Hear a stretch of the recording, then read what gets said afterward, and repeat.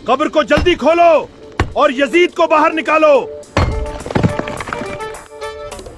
बनु उमैया के पूरे खानदान को निकालना है आज, जल्दी काम करो।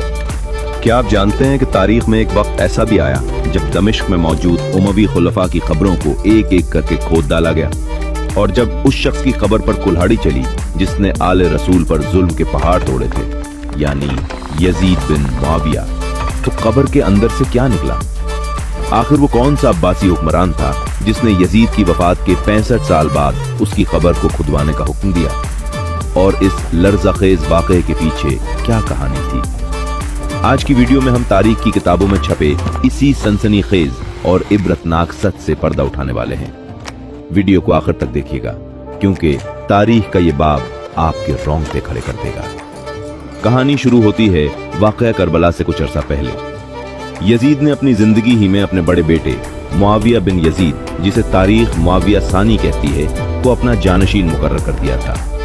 यजीद के यूं तो 12 बेटे थे, लेकिन उसे मुआविया से बेपनाह मोहब्बत थी। यही प्यार था कि उसने अपने उस बेटे का नाम अपने बाप के नाम पर रखा।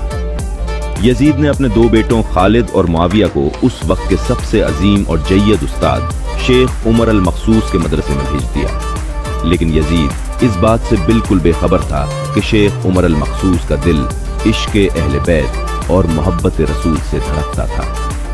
एक तरफ 61 हिजरी में करबला की जमीन पर आले रसूल का खून बहाया जा रहा था और सल्तनत इस्लामिया में यजीद के खिलाफ बगावतें उठ रही थीं, तो दूसरी तरफ इसी यजीद के महल के अंदर उसके वली अहद के दिल में शेखुल मखसूस खामोशी से मोहब्बत अहले बैत की शमा रोशन कर रहे थे। वाक़या करबला के तीसरे साल यानी 683 ईस्वी में जब यजीद एक इबरतनाक और पुरअसरार मौत से दोचार हुआ, तो उसका ये 20 साला बेटा मुआविया बिन यजीद दमिश्क के तख्त पर बैठा। 20 साल की उम्र जवानी का वो दौर होता है जहां इंसान इख्तिदार और ऐशो इशरत के नशे में सब कुछ भूल जाता है। लेकिन मुआविया बिन यजीद के खून में उस्ताद की दी हुई हक की तालीमात दौड़ रही थी। तख्त पर बैठते ही उसने करबला के मजालिम की अंदरूनी तहकीकात करवाई और फिर हुकूमत के सिर्फ 40वें दिन या बाज रिवायात के मुताबिक 3 माह बाद उसने दमिश्क की जामे मस्जिद में तमाम उमवी अमायदीन और अवाम को जमा किया। वो मिंबर पर चढ़ा, खुदा की हम्दो सना की, रसूलुल्लाह पर दुरूद भेजा और फिर वो तारीखी जुमले कहे जिन्होंने बनु उमैया के ऐवानों में जलजला पैदा कर दिया। उसने बुलंद आवाज में कहा, ए लोगो, मेरा बाप यजीद हुकूमत के लिए नाअहल था। उसका नफ्स उसे बदतरीन कामों पर उकसाता रहा।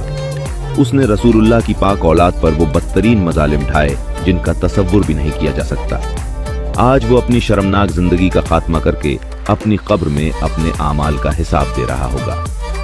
ये कहते कहते मुआविया बिन यजीद का गला रिंध गया और वो मिंबर पर धाड़े मारकर रोने लगा। मुआविया बिन यजीद ने रोते हुए आगे कहा, खुदा की कसम, मैं तुम्हारे गुनाहों का बोझ अपने कंधों पर नहीं उठाऊंगा।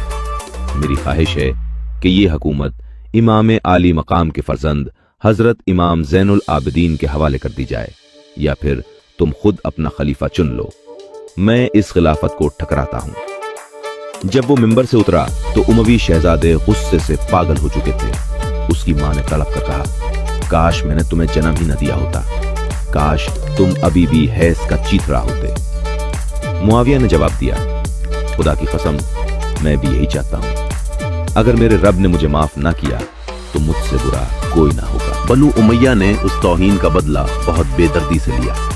उन्होंने सबसे पहले उस अजीम उस्ताद शेख उमर अल मखसूस को उस जुर्म में जिंदा दरगुर कर दिया कि उन्होंने यजीद के बेटे को हक का रास्ता क्यों दिखाया। और उसके चंद ही दिनों बाद महज 20 साल के उस नौजवान मुआविया बिन यजीद को भी जहर देकर मार दिया गया। उसके बाद तख्त मरवान बिन हुक्म के हाथ आया। बनु उमैया का इख्तिदार चलता रहा। वलीद बिन अब्दुल मलिक के दौर में फतूहात हुई।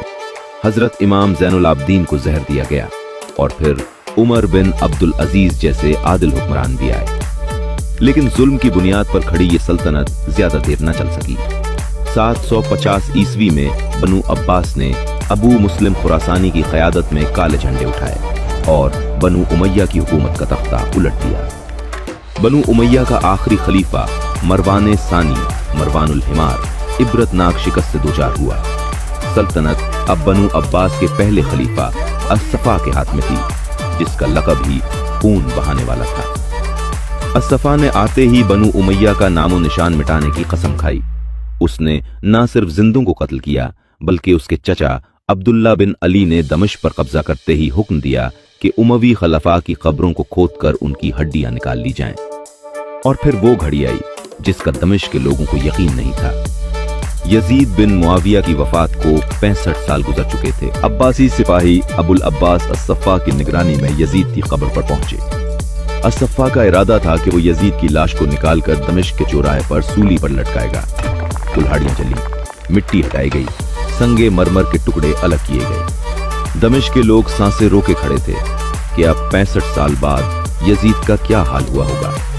लेकिन जैसे ही कब्र का आखिरी तख्ता हटाया गया, वहां मौजूद अब्बासी हुक्मरान, सिपाही और अवाम खौफ और हैरत से चीख उठे। तारीख की किताबों, खुसूसन इब्ने कसीर की अल बिदाया वन निहाया और दीगर तवारीख के मुताबिक कब्र के अंदर कोई इंसानी वजूद, कोई हड्डी या कफन का टुकड़ा तक मौजूद नहीं था। वहां सिर्फ एक सियाह लकीर की तरह लकड़ियों की राख पड़ी थी और बाज रिवायात के मुताबिक वहां सिर्फ एक बदसूरत जानवर या अजदे की बाकियात जैसी चीज नजर आई। मिट्टी ने यजीद के वजूद को इस तरह गायब कर दिया था जैसे वहां कोई इंसान कभी दफन ही ना हुआ हो। ये कुदरत का वो इबरतनाक इंसाफ था जिसे देखकर जालिमों के दिल कांप उठे। दोस्तों, यजीद ने जिस खिलाफत के लिए आले रसूल सल्लल्लाहु अलैहि वसल्लम का खून बहाया, उसी की नस्ल के एक बेटे ने उस खिलाफत पर थूक दिया और वक्त के बदलते ही खुद यजीद की कब्र का निशान तक मिटा दिया गया। अगर आप यजीद की बजाय आले रसूल के साथ अपनी आखिरत चाहते हैं तो कमेंट सेक्शन में अस्तगफिरुल्लाह जरूर लिखें।